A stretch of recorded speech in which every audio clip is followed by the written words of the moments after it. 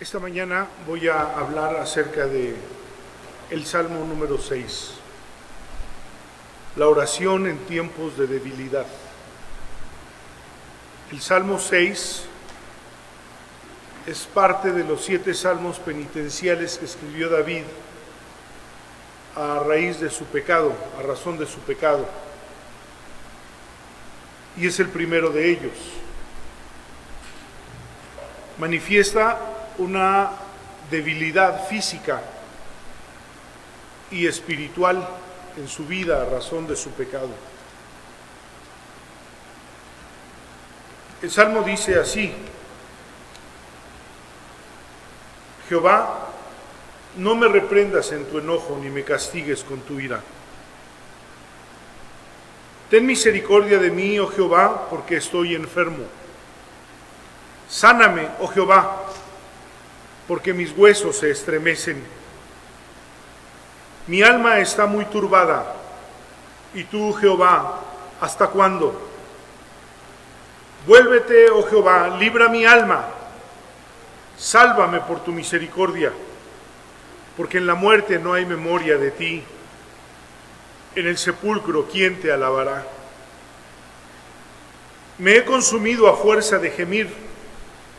Todas las noches inundo de llanto mi lecho, riego mi cama con mis lágrimas. Mis ojos están gastados de sufrir, se han envejecido a causa de todos mis angustiadores. Apártense de mí todos los hacedores de iniquidad, porque Jehová ha oído la voz de mi lloro. Jehová ha oído mi ruego, ha recibido Jehová mi oración. Se avergonzarán y se turbarán mucho todos mis enemigos, se volverán y serán avergonzados de repente. El pasaje principal de este salmo está en el versículo 2. Ten misericordia de mí, oh Jehová, porque estoy enfermo. Sáname, oh Jehová, porque mis huesos se estremecen. No hay un momento más difícil, más complicado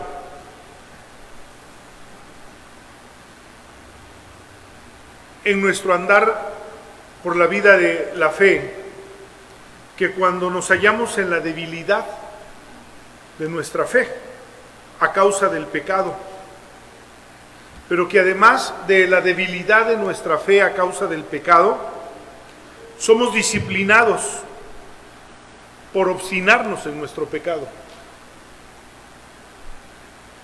El capítulo 11 de Primera de Corintios habla de esto. Si no discernimos el cuerpo de Cristo, juicio comemos y bebemos para sí, por lo cual hay muchos enfermos a causa de permanecer, de obstinarse, debilitados, y otros duermen. David estaba abatido como nunca. Había pecado, estaba enfermo, pero también se sentía disciplinado por Dios. En un momento de escasas energías físicas, mentales y emocionales, David expresa la intensidad que este Salmo 6 registra.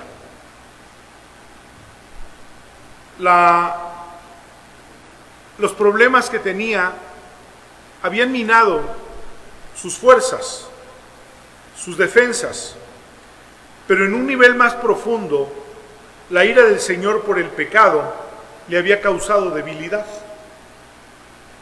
Como bien hemos dicho en otras ocasiones, la ley perdió su poder para condenarnos por el pecado. De tal manera que el pecado en el creyente no nos condena, no nos quita nuestra salvación. El pecado en el creyente no quita nuestra salvación, no nos condena, pero nos deja en el terreno de la disciplina de Dios. Dios se abroga el derecho de disciplinar nuestra vida según Él considere necesario disciplinar nuestra vida. En ese momento triste, difícil, complejo, estaba David cuando escribe este Salmo 6.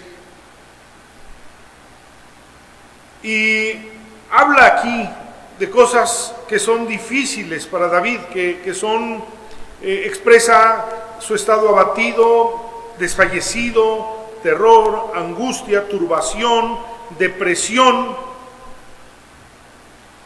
Y todo eso había venido a su alma como una enfermedad dual. Se enfermó el cuerpo. En el Salmo 51 dice, se envejecieron mis huesos, pero se enfermó el alma también. ¿Cómo era el estado de David en este momento cuando él describe estas cosas en el Salmo 6? Aunque en otro momento también vamos a hablar de los salmos penitenciales y vamos a entrar a los dos principales, que es el 51 y el 32, perdón. Y vamos a tocar expresamente el proceso del pecado de David, la situación que vivió, vamos a describirlo como lo describe la Biblia. Es importante entender por qué David estaba enfermo físicamente y por qué estaba enfermo en el alma. Dos cosas que vienen a nosotros a causa de nuestra obstinación en el pecado. Quiero aclarar también, el pecado no es algo que nosotros podemos dejar cuando nosotros queremos. El salmista en diferentes ocasiones dice, mis pies en la red, el lazo del cazador, mis pies en el resbaladero, dando a entender lo complicado que es cuando nos incrustamos en el pecado. Y el problema no es que salgamos del pecado, el problema es querer salir del pecado. Quiero que lo entendamos bien, porque salir del pecado no está en nosotros, no tenemos esa capacidad, salir del pecado. Pero el arrepentirnos del pecado y querer salir del pecado es algo que mueve el poder de Dios para arrancarnos, para liberarnos y ponernos en libertad del pecado. Cuando el salmista dice, mi alma escapó cual ave del lazo del cazador, se rompió el lazo y escapó, mi seguro está en el nombre de Jehová, dice, entendiendo claramente que él no puede romper el lazo del cazador, pero Dios puede romper el lazo del cazador. No podemos salir del pecado, no tenemos esa capacidad, no tenemos esa fuerza para salir del pecado, pero tenemos la capacidad de arrepentirnos y de decirle a Dios, yo no quiero esto en mi vida.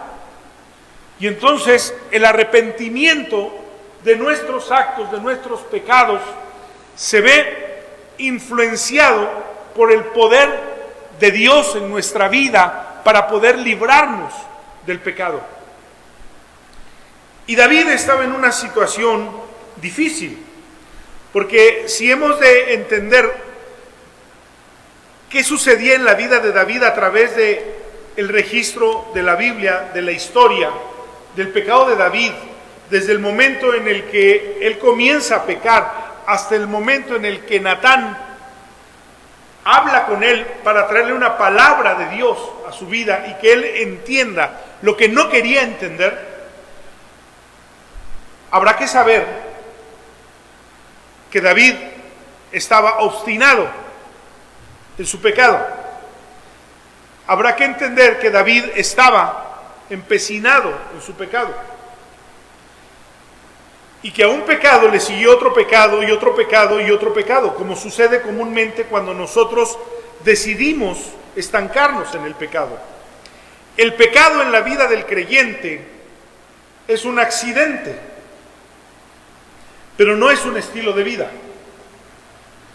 El creyente no debe de vivir en el pecado, no debe de estancarse en el pecado. El pecado es un accidente. Muchas veces caerá el justo y de todas ellas lo levantará el Señor. ¿Por qué? Bueno, porque el pecado está calculado y está presupuestado en el Evangelio para nosotros a causa de nuestra naturaleza, pero lo que no está presupuestado es permanecer en el pecado. El problema de David no era que había cometido un pecado accidental, sino que se había estancado en el pecado. Y el pecado no comenzó con Betsabé, porque los pecados nunca comienzan en los actos inicuos o en los actos ilícitos. No comienzan allí los pecados. Los pecados comienzan antes. Y entonces podemos observar la enfermedad en el alma, que es la que a veces no descubrimos, porque podemos mirar un efecto físico. El Salmo explica que David estaba enfermo físicamente a causa de su pecado. Está hablando de su estado físico. Estaba enfermo. Y esa enfermedad física tiene relación con aquello que dice Santiago, capítulo 5, en el versículo 13 en adelante, cuando está diciendo que si alguno está enfermo, dice, llame a los ancianos, únjanle con aceite, pongan las manos sobre él. La oración de fe sanará al enfermo. Esa es una oración. La oración de fe sanará al enfermo. Pero luego pone un punto de excepción. Si tiene pecados, y entonces ahora explica cuál es el procedimiento si tiene pecados. Estamos acostumbrados a que si una persona nos dice, hermano, ore por mí porque estoy enfermo, vamos y oramos. Y yo no sé si a veces usted se ha puesto a pensar, ¿por qué cuando ora por un enfermo no sana? Cuando la Biblia dice que pongamos las manos sobre los enfermos y ellos sanarán. Esa es una promesa de la palabra de Dios. Dios no ha mentido, ni se ha arrepentido de lo que dijo un día. Pero encontramos aquí en este pasaje, en Santiago capítulo 5, algo muy interesante. Porque entonces habla que uno de los motivos, no es el único motivo. No estoy diciendo, como dicen algunos, del Evangelio de la Prosperidad, que la gente se enferma porque está en pecado. Eso no dice la Biblia, nunca. Pero una de las posibilidades que tiene una enfermedad es que haya pecados. Y algo que toda enfermedad debe de producir en nosotros es mirar introspectivamente para considerar nuestro estado espiritual y si hay pecados, decirle a Dios, Dios, perdona mi pecado. Porque de otra manera, entramos en aquel punto del capítulo 11 de Primera de Corintios, donde algunos están enfermos, otros debilitados, su economía, su familia, en diferentes cosas, enfermos, debilitados, y otros duermen, a causa de no discernir el cuerpo de Cristo y permanecer en el pecado. Allí Pablo completa esto diciendo, si nos examinamos, no seríamos castigados, mas si somos castigados es para no ser condenados con el mundo. Pero establece una situación del pecado en nuestra vida como una posibilidad de que enferme nuestro cuerpo.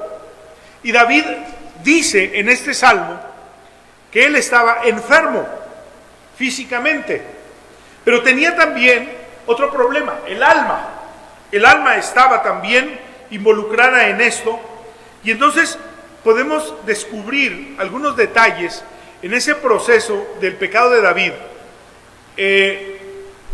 ¿Cómo fue que descendió de tal manera que fue prisionero del pecado? Porque no cometió un pecado. Indudablemente descuidó su relación con Dios. Todo pecado comienza con un deber que teníamos con Dios y no lo cumplimos.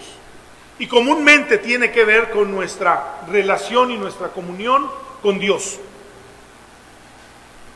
Y seguramente David se descuidó, porque inmediatamente en el capítulo 11 del libro de Samuel, del segundo libro de Samuel, dice que manifestó una indulgencia hacia su persona por la que le hizo no pelear la batalla que tenía que pelear. Fue indulgente. Y ese es un mal del alma, porque esa es una decisión de la voluntad. Hay una complicidad entre el alma y el cuerpo. El cuerpo es el vehículo, pero las decisiones se toman en el alma. Dame, hijo mío, tu corazón, y mira en tus ojos por mis caminos, porque en el corazón está la voluntad, las decisiones, los caminos. Y entonces tuvo una indulgencia en su persona y no quiso pelear. Una permisividad para no pelear la batalla y faltar a su deber. Se permitió a sí mismo, como cuando nosotros decimos, pues hoy no voy, hoy no hago, hoy no quiero, hoy no. Una permisividad. La ociosidad que lo llevó a desear a Betsabé. Estaba en un estado ocioso, paseándose mientras el pueblo estaba en la batalla. Él estaba en el palacio, no tenía nada que hacer, estaba ocioso, mirando. Y hay algo muy interesante. Uno de los peligros que tenemos en este tiempo, cuando estamos encerrados o debemos estar encerrados, cuidándonos, que ya no debemos de estar encerrados, pero debemos estar cuidándonos. Porque algunos vieron el encierro como la facilidad para faltar a sus deberes. Y eso nunca estuvo bien. Y yo pienso, cuando yo estoy con mis amigos,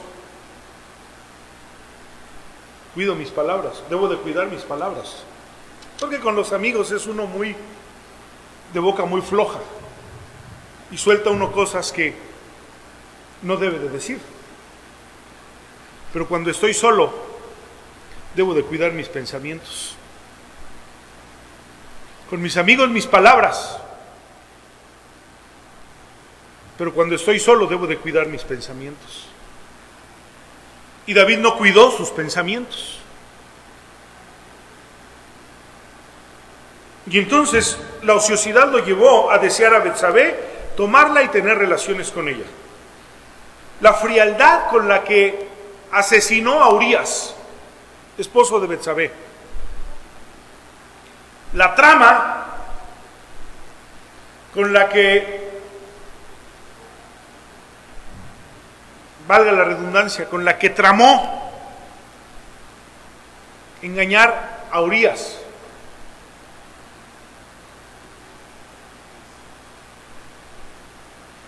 El cinismo con el que involucró a Joab, ordenándole que asesinara a Urías. La ira con la que resolvió el planteamiento de Natán. Todas esas cosas están anidadas en el alma. Son descuidos del alma que afloran, que salen, como dice también Santiago. Nadie diga que es tentado de parte de Dios, porque Dios no tienta a nadie. Cada uno es tentado cuando de su propia concupiscencia es atraído y seducido. Cada uno, ¿por qué? Porque no cuidamos, porque no guardamos, porque no cumplimos un deber. Y cuando llegó Natán y le planteó una parábola, David no podía juzgar la frialdad, el cinismo, la ociosidad, la permisividad en él, la ira en él. Pero cuando le dijeron que hubo uno que tomó a la única corderita que tenía una familia, entonces se enfureció y puso toda su ira y les aplicó la ley, su legalismo. Porque el legalismo es otro síntoma que el alma tiene problemas. Y entonces, bajo esas condiciones, no es difícil entender lo que escribe aquí en los Salmos, en el Salmo capítulo 6. Y entonces, si relacionamos el Salmo con la historia y lo vamos juntando uno a uno como un rompecabezas, todo embona perfectamente. Y entonces le dice a Dios: ten misericordia de mí. Jehová, no me reprendas en tu enojo. No me reprendas en tu enojo, ni me castigues con tu ira. Ten misericordia de mí, oh Jehová, porque estoy enfermo. Sáname, oh Jehová, porque mis huesos se estremecen. Mi alma también está muy turbada. Qué interesante lo que él dice aquí. Le pide a Dios que no lo reprenda, que no lo castigue con su ira. No me reprendas con tu enojo, ni me castigues con tu ira.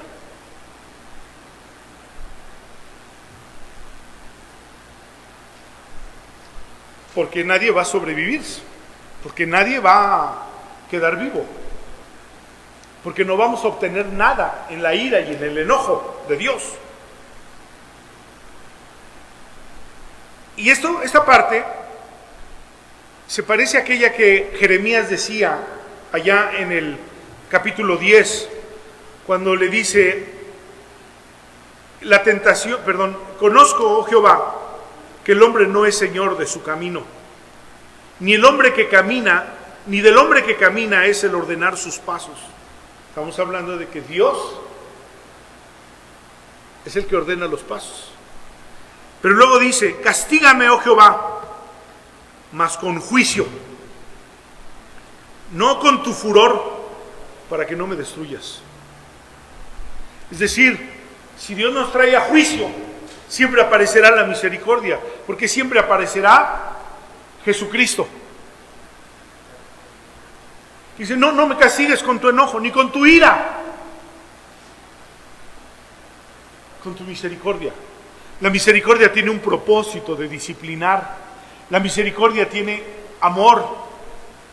Y entonces David le está diciendo a Dios, no quiero que te acuerdes de mis pecados cuando estás enojado, no quiero que pienses en mis pecados cuando estás airado. Acuérdate de mi pecado, pero acuérdate de tu misericordia. Y qué interesante, porque en esta parte, donde David hace una oración angustiosa, está en un estado de incertidumbre a causa de su pecado, porque el pecado nos extravía, nos hace perder nuestra orientación y perdemos el sentido de nuestra relación con Dios. Siempre que una persona peca, piensa que Dios lo está castigando. Cualquier cosa que le pase es un desastre, porque ha perdido su sentido de orientación. Y entonces David está apelando a la misericordia. Ten misericordia de mí porque estoy enfermo. Sáname porque mis huesos se estremecen. Mi alma también está muy turbada. Y tú, Jehová, ¿hasta cuándo? Realmente Dios no tarda mucho. Tarda lo que nosotros tardamos.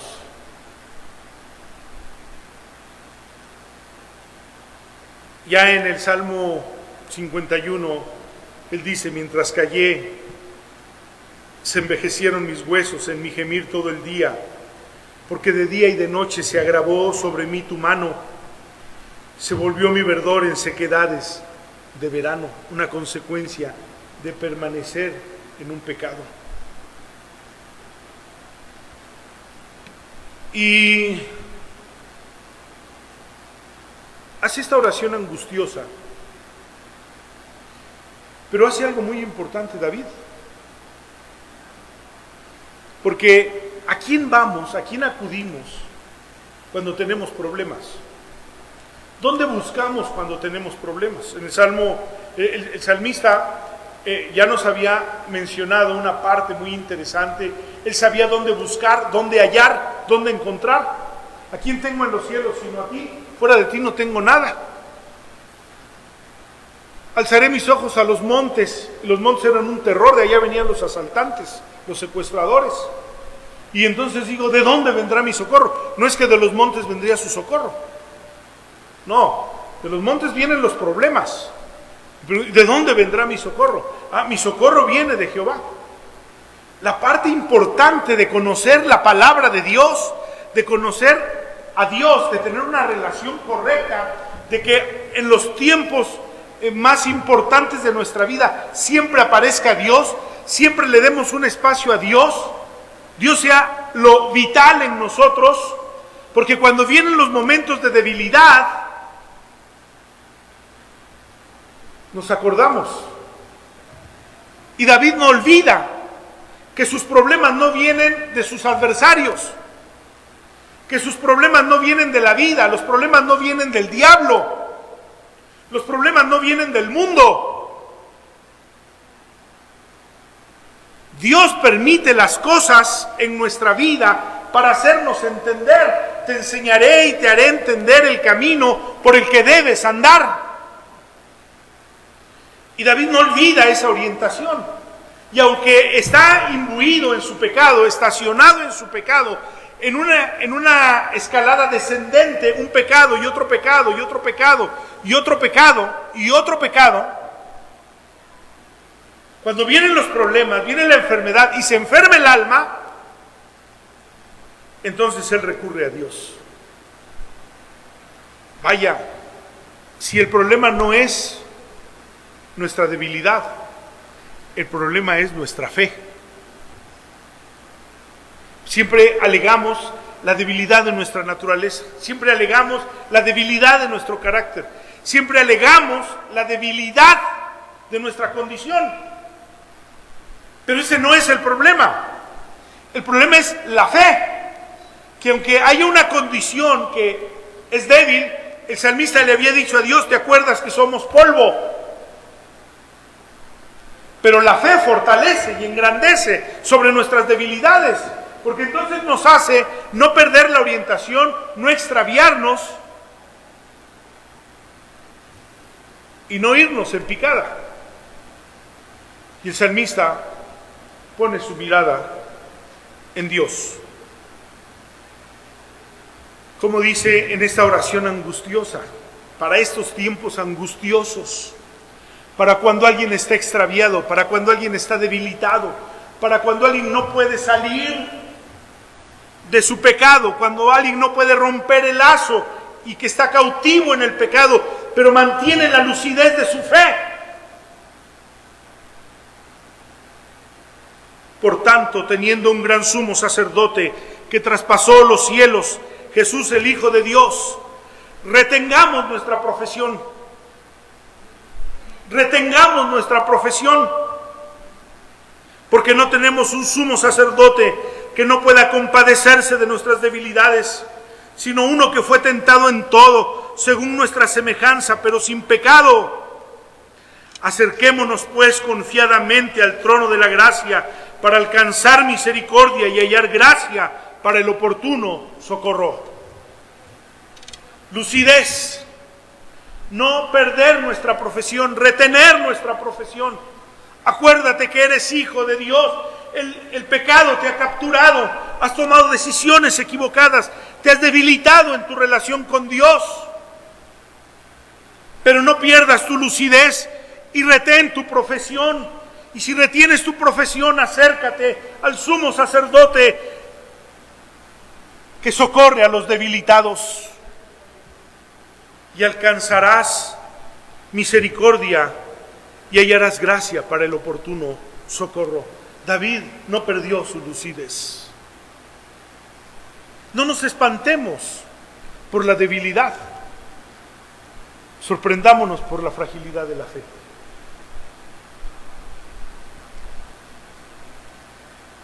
Y en esa oración angustiosa, David busca a Dios, se dirige a Dios, a donde tenía que dirigirse, a donde tenía que mirar. Y de pronto cuando dice, Señor, ¿hasta cuándo? Parece que el silencio de Dios, su disciplina,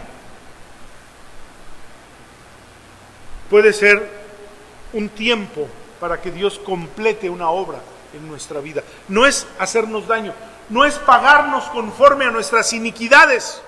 Cuando Dios disciplina nuestra vida, David estaba enfermo del cuerpo y del alma y pregunta, ¿hasta cuándo? No es que Dios le estaba pagando conforme a sus iniquidades, sino que Dios estaba disciplinando conforme a sus muchas misericordias. ¿Para qué? Para completar, para perfeccionar, para moldear, para sanar, para restaurar, para equipar, para perfeccionar.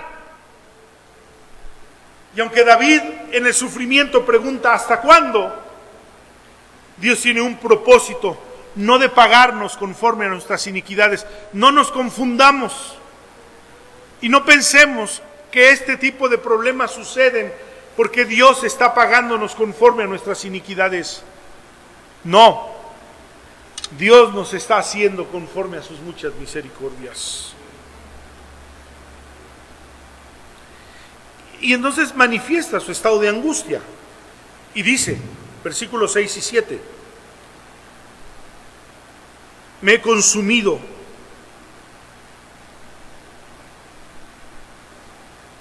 a fuerza de gemir. Perdón, estoy en el versículo 4 y 5. Vuélvete, oh Jehová, libra mi alma, sálvame por tu misericordia, porque en la muerte no hay memoria de ti, y en el sepulcro, ¿quién te alabará?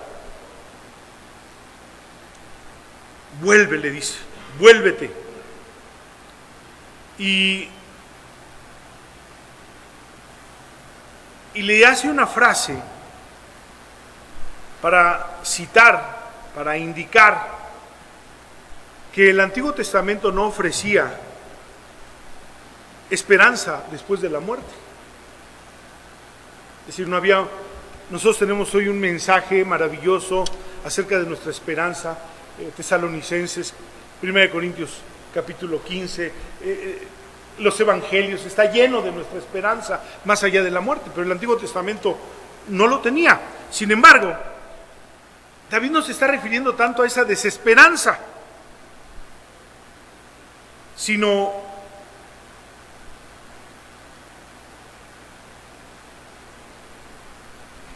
al problema de alguien que se siente apartado, alejado de Dios.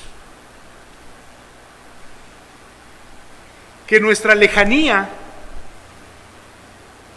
que nuestra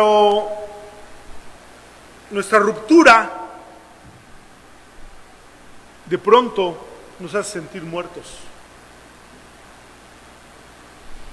Y si alguien muere por estar lejos de Dios y abandona el camino, ¿cómo podrá alabar a Dios?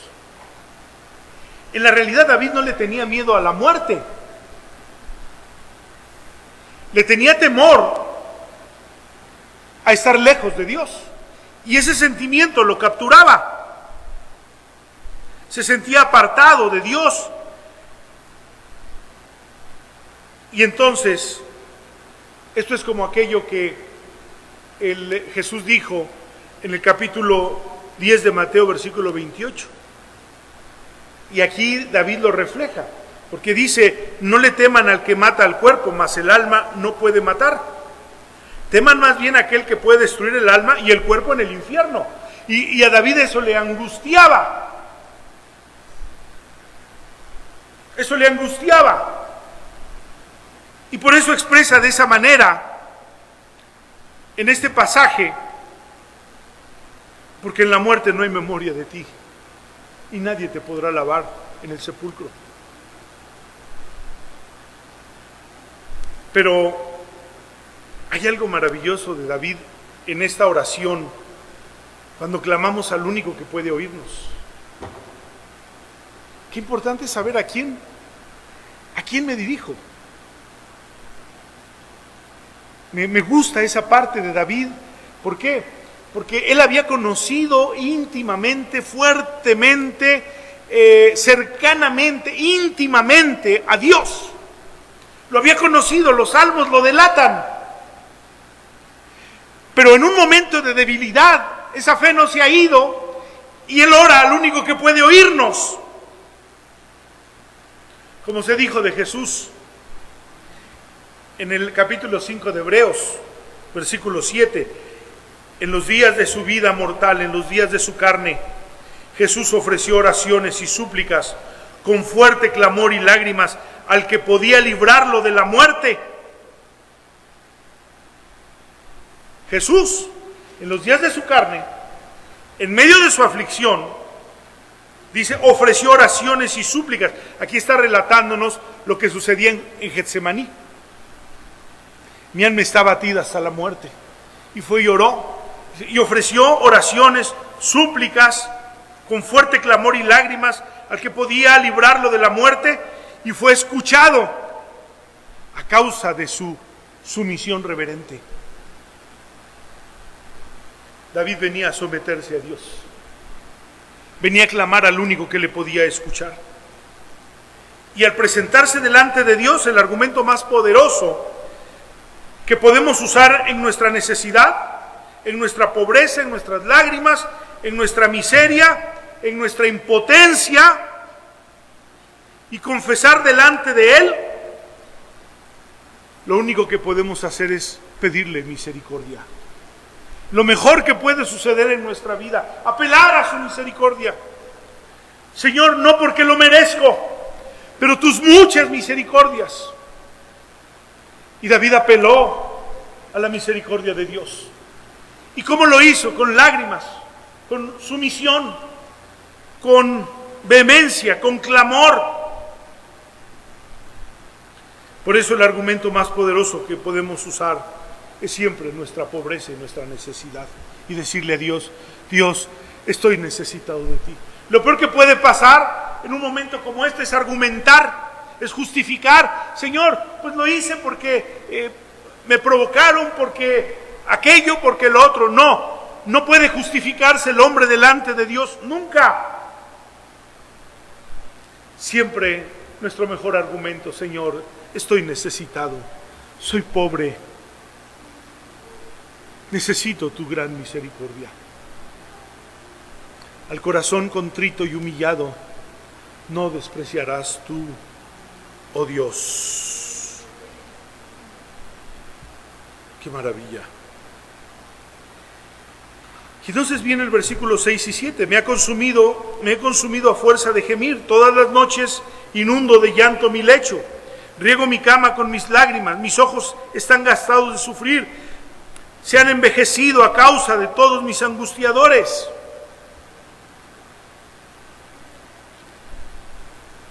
Eso describe su estado de angustia.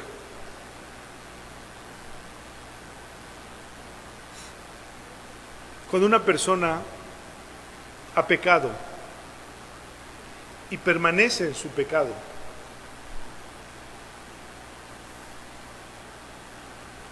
pronto vendrán los delatores, pronto vendrá el rostro, pronto vendrá la tristeza, pronto vendrán las plagas del pecado que capturan nuestra alma y nos someten. Porque en el pecado nadie prosperará. Y David está manifestando en estos versículos 6 y 7 su estado de angustia. Y llega un punto donde le describe a Dios lo que Dios ya sabe, pero que muchas veces es importante confesarlo delante de Dios, como aceptando la responsabilidad y las consecuencias de nuestro pecado. ¿Por qué?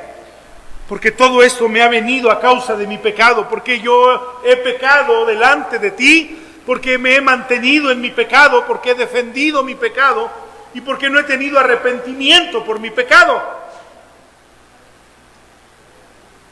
La confesión es la única sanidad del alma. No hay ninguna sanidad. Eso que le dicen a ustedes que sacar demonios, que vamos a hacer una oración para sanidad del alma y que eso no existe en la Biblia. Son tonterías heréticas de burros que tenían puntadas, que se les ocurrencias y entonces las mandaban y para la gente ignorante las tomaba. Este pasaje nos enseña que la única sanidad del alma es la confesión de pecados. No hay otra sanidad del alma. Y como cuando nos humillamos delante de Dios, reconocemos delante de Dios, nos hacemos responsables de nuestro pecado delante de Dios, entonces Dios salva. y oye en la angustia. Dios salva y oye en la angustia. Y entonces dice el versículo 8 al 10, cambia inmediatamente el tono, es la última estrofa de este salmo. Y hay una estrofa de victoria. Me gusta como, por ejemplo, cuando cantamos a Sublime Gracia. Habla de los avatares de la vida por ahí en las estrofas, pero culmina siempre, y cuando en Sión por siglos mil. Es decir, siempre un final de victoria. Cuando cantamos Victoria en Cristo, ¿cómo termina la última estrofa de Victoria en Cristo?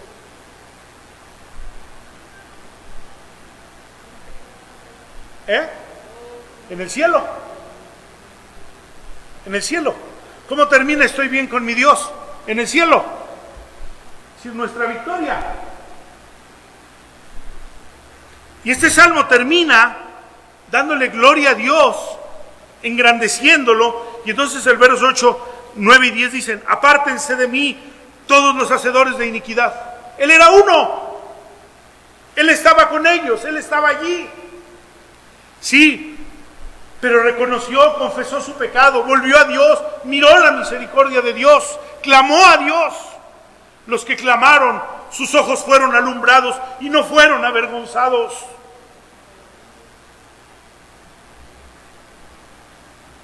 Tuyo es tener misericordia. Daniel dijo: nuestra es la confusión de rostro, y tuyo el tener misericordia. Y entonces, apártense de mí los hacedores de iniquidad, porque Jehová ha oído la voz de mi lloro. Jehová ha oído mi ruego, ha recibido Jehová mi oración. Se avergonzarán los que se turban mucho, y se turbarán mucho todos mis enemigos. Se volverán y serán avergonzados de repente. Los sacrificios de Dios son el espíritu quebrantado. Al corazón contrito y humillado no despreciarás tú, oh Dios.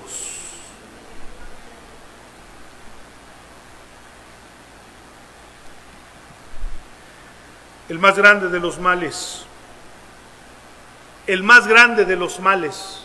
que es el pecado, el más grande de los males, cede ante el más pequeño y simple de todos los remedios: humillarnos delante de Dios. El más grande de los males, las más grandes calamidades, las grandes enfermedades, los grandes problemas, ceden ante el más pequeño de los remedios: humillarnos delante de Dios. El clamor por la misericordia. Qué sencillo es Dios, qué sencillo es Dios, qué complicados somos nosotros. Hay un problema que me duele mucho cuando veo a alguien que está atrapado entre las redes del pecado, y es que él trata de pelear y él trata de librarse, y pasarán los años y solamente terminará enredándose más y no podrá librarse de su pecado, porque él quiere tratar por sus méritos de acercarse a Dios. Y él piensa que solo el día que él logre abandonar su pecado, entonces Dios lo va a recibir de nuevo y lo va a escuchar. No es así. No es así. Si tú no puedes dejar tu pecado, si tú estás atrapado en el pecado y ves esto como algo que tú no puedes abandonar, como algo que no puedes romper, algo de donde no puedes salir, y pueden haber pasado años y estás metido allí y no puedes dejar, entiende que los más grandes males ceden al más pequeño de los remedios: el clamor por la misericordia. Dios, ten misericordia de mí. Ten piedad de mí, oh Dios. Ten misericordia. Dios oye, Dios escucha, Dios socorre, Dios libra. Dios es sobre todas las cosas. Dios es nuestro amparo y nuestra fortaleza, nuestro pronto auxilio en las tribulaciones. Y entonces produce seguridad, porque el Señor escucha nuestro ruego pidiendo misericordia. Si la necesidad es muy grande, desaparece con la oración. ¿No sucederá lo mismo con nosotros? ¿No sucederá lo mismo con nosotros? Si la necesidad es muy grande, desaparece con la oración. Cuando miramos al único que puede librarnos, David y Jesús son un ejemplo muy claro en tiempo de debilidad. La debilidad de Jesús fue por su aflicción, por llevar el pecado de todos nosotros. La debilidad de David fue porque había pecado y estaba allí en el pecado y fue debilitado su cuerpo y su alma.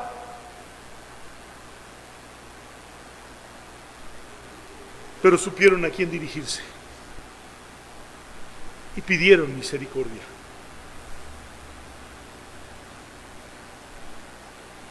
Y por medio de la oración, el terror de David, el terror que sentía David se convirtió en el terror de sus enemigos. Qué maravillosa es la oración. Qué sencillo es acercarnos a Dios. Qué sencillo es resolver nuestros problemas. La palabra nos da la claridad para correr a Él. Y Dios regresa en respuesta a la oración, porque en su debilidad David aprendió que era fuerte. Esto mismo lo dice el apóstol Pablo: cuando soy débil, entonces soy fuerte. Porque cuando soy débil, no busco enfrentar lo que yo no puedo enfrentar, lo que Dios no me mandó a enfrentar. Cuando soy débil, busco su misericordia, su amparo, su fortaleza, su refugio, sus alas. Y entonces me doy cuenta que soy fuerte. Este salmo es un salmo esta mañana, seguramente para mucha gente en la iglesia. Para muchos que tratan de batallar con el pecado pensando que pueden luchar y que pueden librarse. Y no pueden. Caerán una y otra y otra y otra vez. Pero que cuando aprendan a mirar a la misericordia de Dios, Dios será su fortaleza. Dios será su fortaleza. Y el salmista alaba la misericordia de Dios.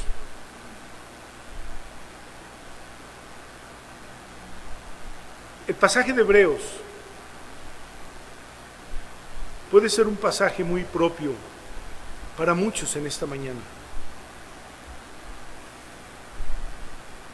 ¿Has perdido tu fuerza?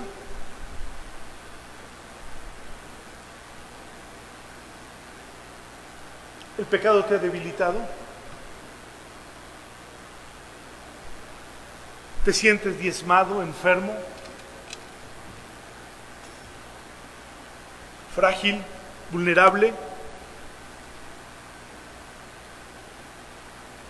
Retén tu profesión. David retuvo su profesión y miró al único que podía librarlo. Y fue oído a causa, dice, de su sumisión reverente. ¿No podrá oírte a ti también? Dios oye en la angustia. Dios oye al que clama y Dios oye al que pide misericordia. Si esta mañana la palabra de Dios ha sido puesta en tu corazón, retén tu profesión. Y lo que has conocido de Dios en el camino del Evangelio te sirva para recordar que al único que puedes mirar es a Dios. No es que aquí David haya hecho como hizo Adán, que fue y se escondió entre los matorrales. No. No es como hizo Judas, que fue y lo mató su remordimiento. No. David no se escondió ni se hizo presa de su remordimiento. Pidió la misericordia de Dios. Esta mañana pide la misericordia de Dios. Y el más grande de los males caerá por el más sencillo de los remedios. Pedir misericordia de Dios. Cierra tus ojos. Cierra tus ojos. Cierra tus ojos.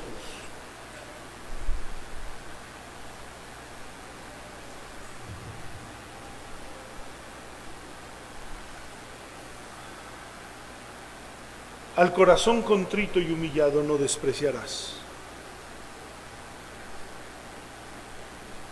Si tú puedes humillarte esta mañana delante de Dios y decirle: Señor, yo soy pobre, necesitado, afligido, menesteroso, débil, frágil. Necesito tu misericordia. Necesito tu misericordia. En tu debilidad aprenderás que eres fuerte, porque Dios vendrá y te sacará del pozo de la desesperación. Señor, haz misericordia con nosotros. Haz misericordia con el necesitado, con el debilitado. Haz misericordia, oh Dios, con el que clama a ti, con el que se humilla delante de ti, con el que se hace responsable de sus actos, de su pecado, y te confiesa, aunque no tenga fuerza para separarse, pero clama a ti, Señor, y tú lo harás fuerte. Dios, ten misericordia del debilitado, y escucha, Señor, y obra a favor de él, Señor, en el nombre de Jesús. En el nombre de Jesús, Señor, obra a favor, en el nombre de Jesús. Gracias por tu palabra en Cristo Jesús. Amén.